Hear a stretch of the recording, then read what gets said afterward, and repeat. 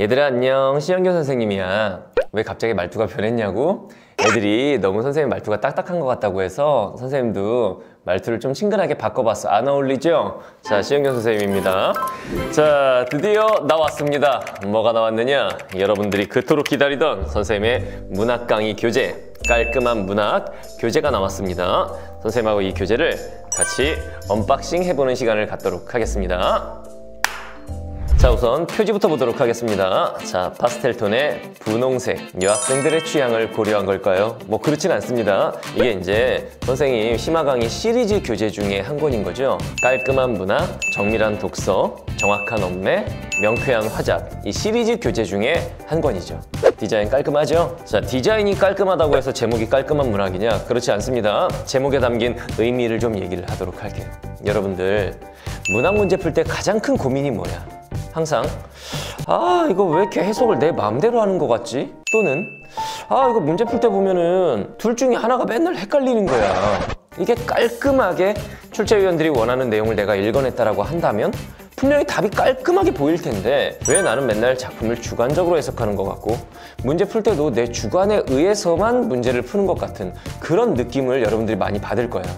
그래서 선생님이 제목을 깔끔한 문학, 그런 고민 없이 지문을 깔끔하게 읽어내고 그리고 그런 고민 없이 문제를 명쾌하게 답만 하나 딱 깔끔하게 골라낼 수 있도록 하겠다 해서 제목을 깔끔한 문학이라고 지은 거예요. 알겠죠? 제목에 담긴 의미는 그런 거였다. 자, 표지에 들어있는 문구를 좀 더 볼게요. 자, 뉴 2022 22학년도 새로 나온 강의고 깔끔한 문학, 개념 플러스 영역별 독해 전략이라고 써있죠? 이 강의의 컨셉입니다. 문학 전 영역 개념 학습을 하고 그 다음에 영역별로 어떻게 읽어야 되는지, 시는 이렇게 읽는 거고 소설은 이렇게 읽어야 되고 수필은 이렇게 읽는 거고 극문학은 이렇게 읽는 거다 해서 영역별 독해 전략, 이걸 한꺼번에 배우는 그런 강의가 되겠어요. 알겠죠? 자, 표지는 깔끔하게 여기까지만 보도록 하고 이제 내지 안쪽을 들여다보도록 합시다. 자, 선생님 사진이 있고요. 선생님이 여러분들에게 해주고 싶은 말이 있습니다. 자, 이 책의 구성과 특징 이 부분 좀 볼까요? 자, 문학 전 영역 필수 개념 그리고 영역별 감상법을 배운다.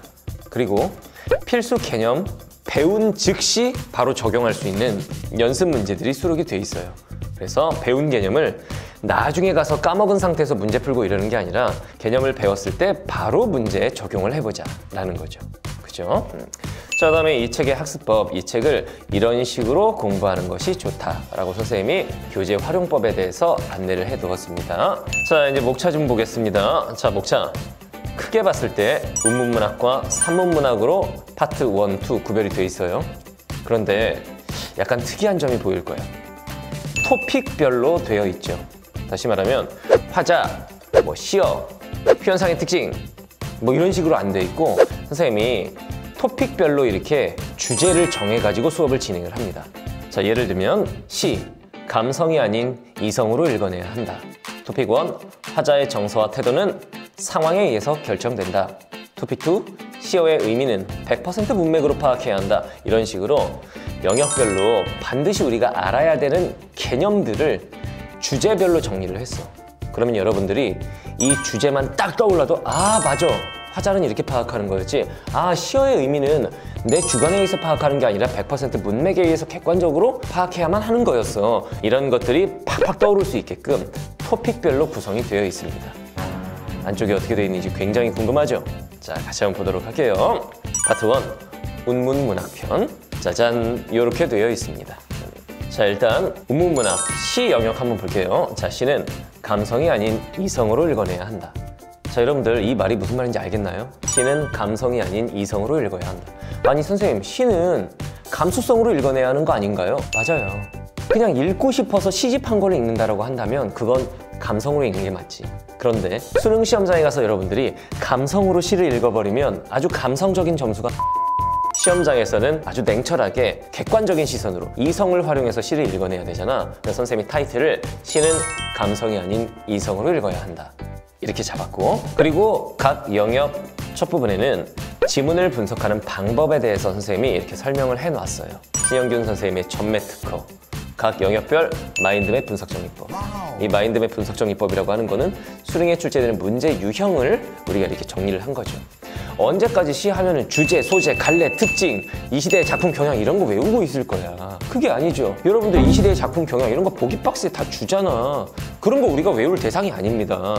수능에 출제되는 문제 유형에 맞게 작품을 정리하는, 분석하는 그런 연습이 필요하겠지? 그래서 각 영역 첫 부분마다 선생님이 지문 분석법을 제시를 해놨어요. 자, 그 다음 이어서 살펴봅시다. 토픽 1, 화자의 정서와 태도는 상황에 의해서 결정된다. 그리고 밑에는 이제 개념이 쫙 정리가 돼 있어. 화자의 정서와 태도, 그리고 시적 상황 이런 것과 관련된 개념들, 그것도 개념마다 별표 표시가 돼 있는데 이 별표의 의미가 무엇이냐? 그동안 수능에 출제되었던 모든 개념을 총망라해서 그 출제 빈도를 따져본 거야. 그래서 정말 많이 나오는 개념은 별표 5개. 아, 이거는 그렇게 많이 나오진 않는다. 그런 것들은 별표 1개. 별표 1개부터 5개까지 중요도를 확인하면서 공부할 수 있도록. 알겠죠? 자, 그리고 개념을 배운 이후에는 기출 예시를 통해서 자, 지금 배운 이 개념이 수능 시험에는 어떤 식으로 선택지에 등장을 했었는지 이것도 우리가 같이 살펴볼 수 있게 해놨어요. 자, 그리고 개념들을 그냥 줄 글로 써놓으면 여러분들이 참 공부하기 싫잖아. 그래서 선생님이 개념을 깔끔하게 그림 형태 그리고 표 형태로 여러분들이 좀 쉽게 접근할 수 있도록 깔끔하게 이렇게 구성을 해놨습니다. 그리고 각 개념을 배운 이후에는 바로 예시 작품을 통해 확인할 수 있도록 그 개념에 해당하는 예시들을 일일이 하나하나 다 넣어놨어요.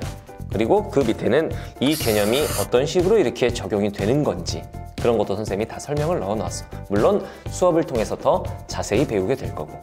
알겠죠?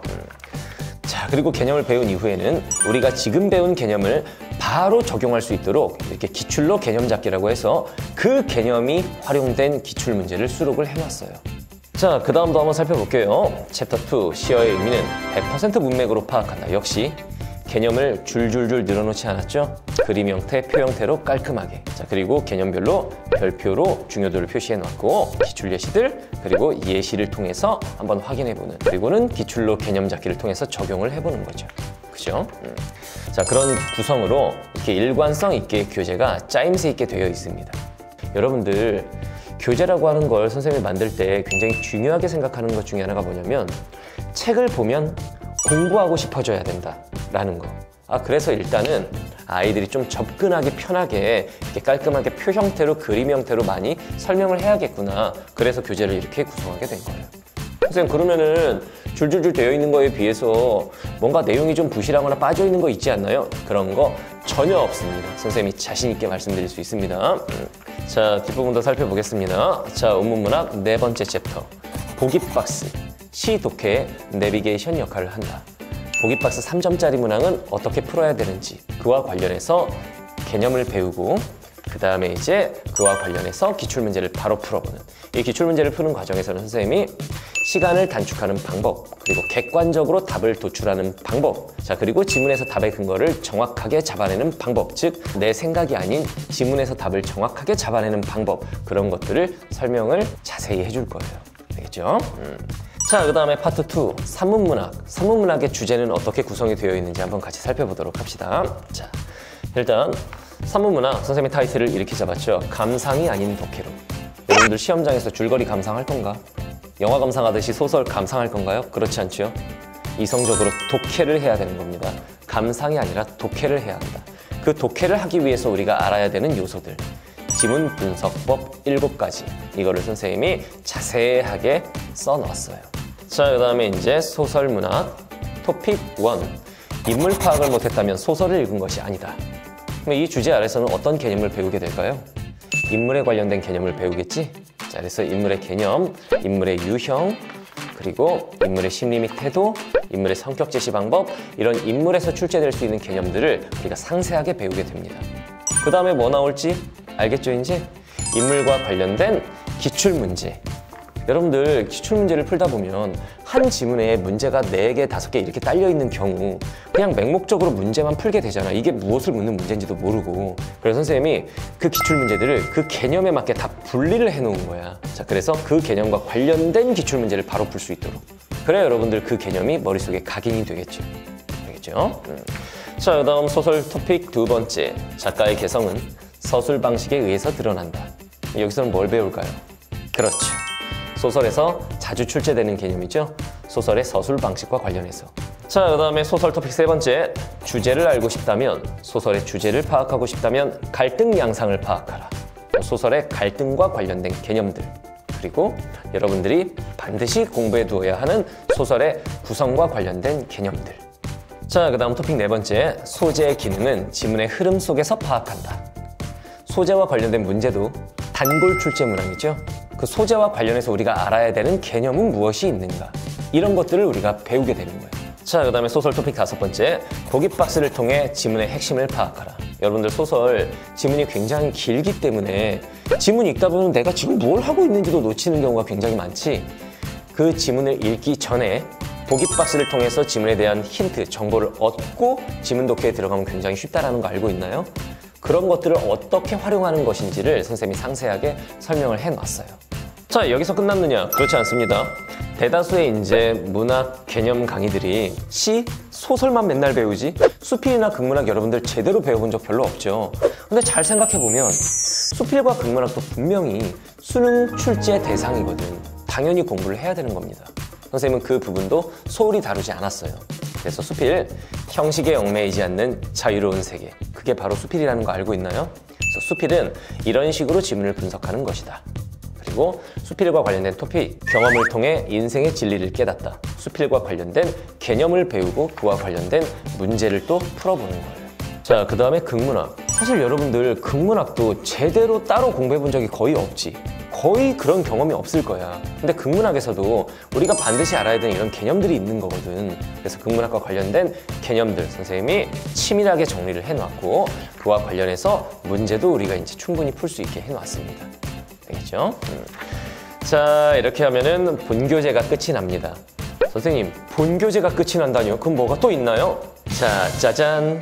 책 속에 또 한 권의 책이 들어있어요. 선생님, 이거 뭔가요? 자, 뭐라고 써있죠? 문제편이라고 써있죠. 여러분들, 아, 내가 배운 개념과 관련해서 문제를 더 풍부하게 풀고 싶다, 이런 친구들 분명히 있을 거야. 자, 문제 푸세요.